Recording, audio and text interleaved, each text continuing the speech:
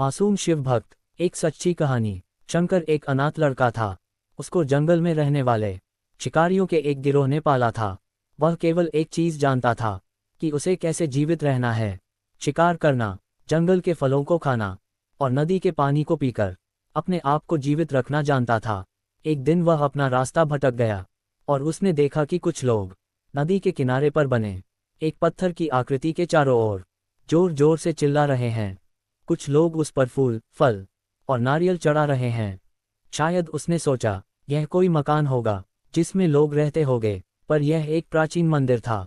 लेकिन शंकर ने इसे पहले कभी नहीं देखा था, पर इसके बारे में जानने के लिए वह काफी उत्सुक था। उसने तब तक इंतजार किया जब तक कि लगभग सभी लोग उस मंदिर से नहीं चले गए। अंत में उसने एक युवा लड़के को पत्थर की इमारत से बाहर आते देखा और उससे बात करने का फैसला किया और शंकर ने उससे अपने मन में आए कई सवाल पूछे। उसका पहला प्रश्न था, इस इमारत को क्या कहा जाता है? लोग अपने साथ क्या लाते हैं? फिर उन चीजों को अंदर वाली इमारत में क्यों छोड़कर वापस आ जाते हैं? चीजों को अपने साथ लाना और उन्हें अंदर छोड़कर वापस चले जाने पर वह लड़का शंकर की अज्ञानता व मासूमियत पर बहुत ही हैरान था और उसके सवालों से चकित भी था। पर यह वह नहीं जानता था कि वह पास के जंगल में रहता है और शिकार करके ही अपना जीवन यापन करता है। लेकिन फिर भी उसने उसके सवालों के जवाब देने की पूरी कोशिश की। उसने शंकर को बताया, ये भगवान शिव का मंदिर है। लोग यहाँ उन्हें फल और फूल चढ़ाने आते हैं। वे शिव भगवान से जो चाहते हैं वह मांगते हैं और शिव उनकी सभी की प्रार्थनाओं को सुनते हैं। ये सुनकर शंकर तुरंत मंदिर जाना चाहता था। लड़के ने उसे अंदर का रास्ता दिखाया और शिवलिंग के बारे में बताया। अर्जुन ने मासूमियत से लड़के से पूछा, ये शिवलिंग क्या चीज है और हमें क्या देता है? लड़के ने बताया, हम शिव से जो मांगते हैं वह हमें दे देता है। हम सब ऐसा मानते हैं। लड़के ने कहा, अब अंधेरा हो रहा है, अब मुझे घर जाना होगा। और वह शंकर को वहीं अकेला छोड़कर चला गया। अर्जुन ने झिझकते हुए मंदिर में प्रवेश किया। वह एक कोने में बैठ गया और सोचा, एक पत्थर किसी को वह चीज कैसे दे सकता है जो वे चाहते हैं? इसलिए उसने इसका परीक्षण करने का फैसला किया और उसने पत्थर की प्रतिमा से कहा, हे शिव, कृपया मुझे पर्याप्त शिकार करने दें ताकि मैं भूखा न रहूं।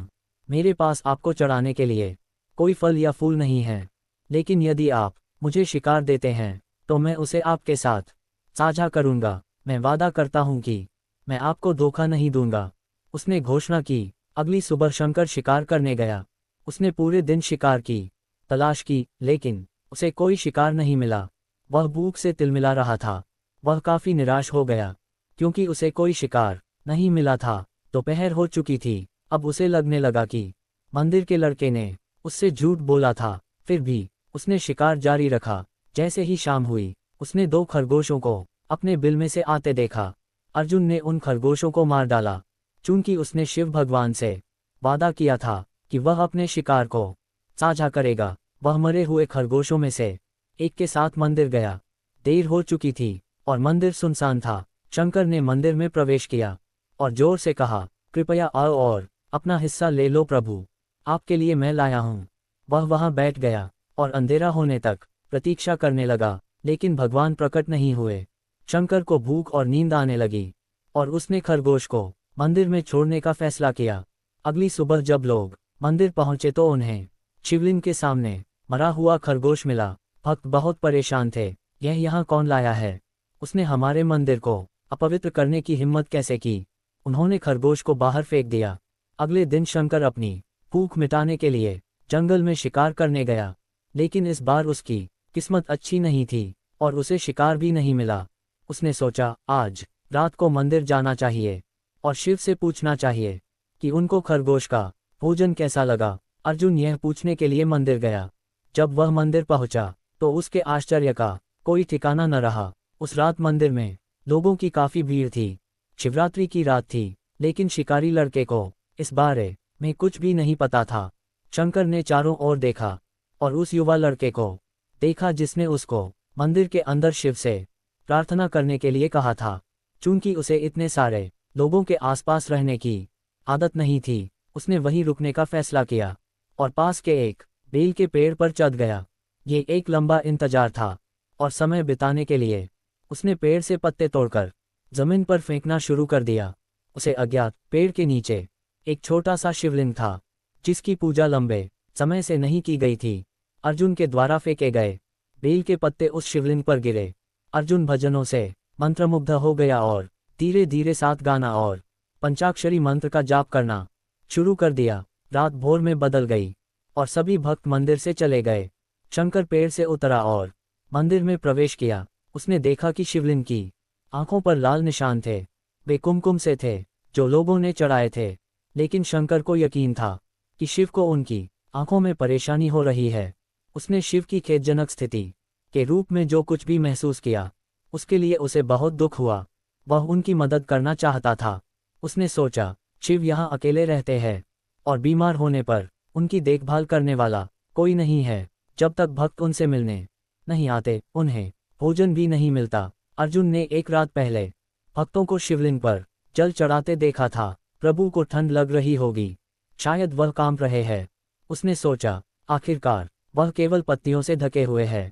तो उसने शिव से पूछा, मेरे स्वामी, मैं आपकी क्या मदद कर सकता हूँ? शायद कुछ खाना या दवा। मैं आपकी सेवा कैसे कर सकता हूँ? शिव ने उसे कोई उत्तर नहीं दिया।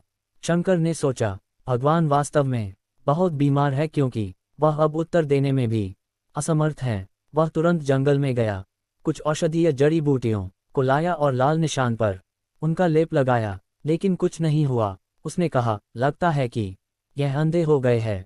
मुझे प्रभु को अपनी एक आंख देनी चाहिए ताकि वह ठीक हो जाए। यह निश्चित रूप से उन्हें खुश कर देगा। उसका दिल पवित्र था और उसने वहां शिव के हाथ में रखे त्रिशूल को उठाया और त्रिशूल को अपनी दाहिनी आंख की ओर ले गया और अपनी आंख को निकालने का प्रयत्न किया। शंकर अनपढ़ था, उसे मंत्रों या पूजा के उचित तरीकों का कोई ज्ञान नहीं था, लेकिन उसकी भक्ति की कोई सीमा नहीं थी। जैसे ही वह अपनी आंख निकालने वाला था, शिव अपनी पत्नी पार्वती के साथ प्रकट हुए। उन्होंने पार्वती से कहा, इस भक्त शंकर ने अनजाने में शिवरात्रि पर उपवास किया, बेल के पत्तों से मेरी पूजा की और साबित किया कि उनका दिल बेदाग है। मैं अपने इस भक्त पर काफी प्रसन्न हूँ। शिव भगवान ने शंकर से कहा, तुमने मुझे अपनी मासूमियत के कारण जीत लिया है। प्रभु ने मुस्कुराते हुए कहा, लोग मुझसे हर समय वादे करते हैं, लेकिन जैसे ही उन्हें वो मिल जाए जो उन्हें चाहिए, वो उनको भूल जाते हैं। दूसरी ओर तुमने मेरे साथ एक सच्चे इंसान की तरह व्यवहार किया और यह वास्तव में बहुत दुर्लभ है। अब से तुम मेरे इस संसार में सबसे बड़े भक्त माने जाओगे और तुम्हारा नाम मेरे साथ सदा जुड़ा रहेगा। तुम कई सदियों तक जीवित रहोगे। इस बात को कहकर भगवान शिव मां पार्वती अंतर्ध्यान हो गए। तभी से लोग शिव के साथ शंकर भी लगाने लगे। कहानी सुनने के लिए धन्यवाद दोस्तों।